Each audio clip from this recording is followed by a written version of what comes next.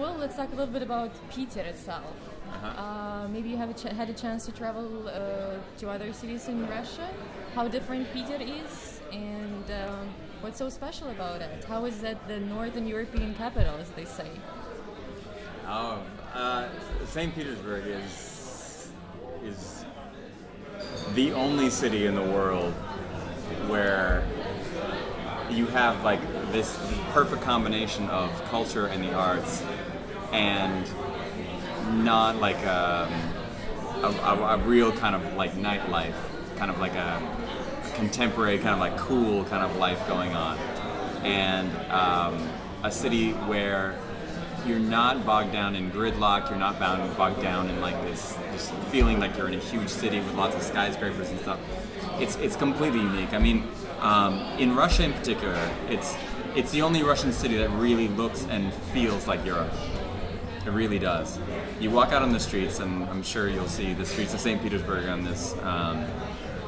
You could mistake it for Italy or Paris or London, any capital. You just like fill in the blank.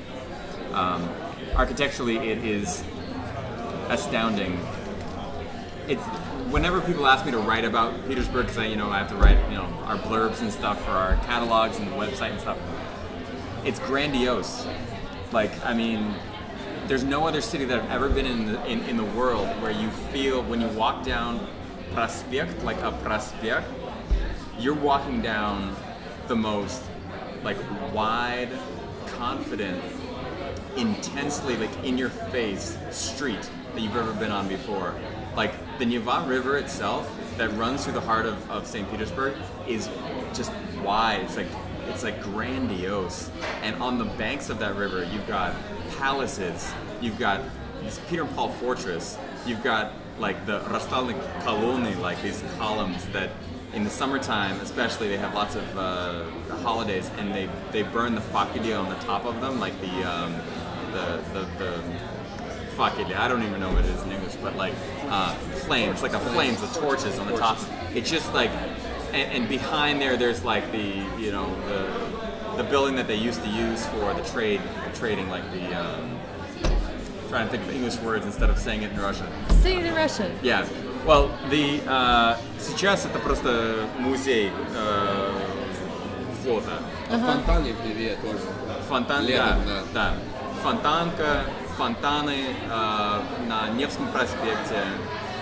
It's just like the entire like Dворцовая площадь.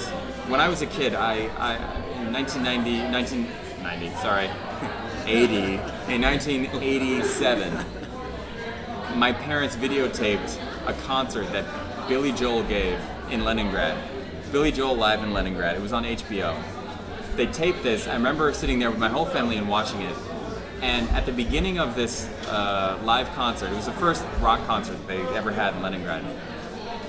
There was one of those like time-lapse videos of Dvorcovy Ploshchad, and I still remember it now.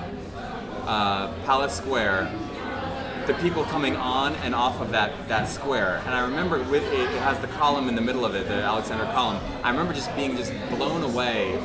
Small town Maine, grew up. Blown away that there was a place that was that big, that wide, and it was in the city. And obviously like the concert and stuff, and we love Billy Joel in the late 80s, of course. And that made me, when I was 7 years old, want to go there, to Leningrad. And now I live there. And I've been living here for 5 years. And it blows my mind when I walk across that Ploshchad and I see this grandiose, like, amazing city is now my home. Like, it's amazing. So was it a well thought out decision to move here? Yeah. It was very, very well thought out, actually, yeah. It took me a long time to decide, because moving to Russia is not something that you just decide to do like that. I knew it wasn't going to just be for the year contract that I had signed, and I knew it was going to be longer. And but the thing is, with Russian language, like, if you're into it, and like I'm sure there are students who are really into it, if you're into it and you're into it for the long haul, you can't not study here, and you can't not live here. Like, after you study here, you want to come back, and when you do come back, your language is enriched tenfold, because you're no longer just like sitting in a classroom and learning. You're learning every minute. You're learning when you watch television, when you listen to the radio, when you're talking to your girlfriend, when you're hitting on a girl. Maybe you don't have a girlfriend, you're hitting on a girl. You have to learn language because, oh, come on.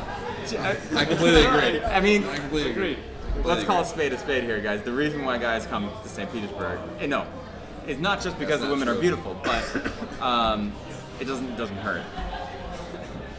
The thing is that Russia has so much to offer, and linguistically, if you can speak Russian, like he used to say, like to slang the Rus, then you're in. Like, people respect you and they trust you a lot more, and they're willing to take the next step with you, become your friend.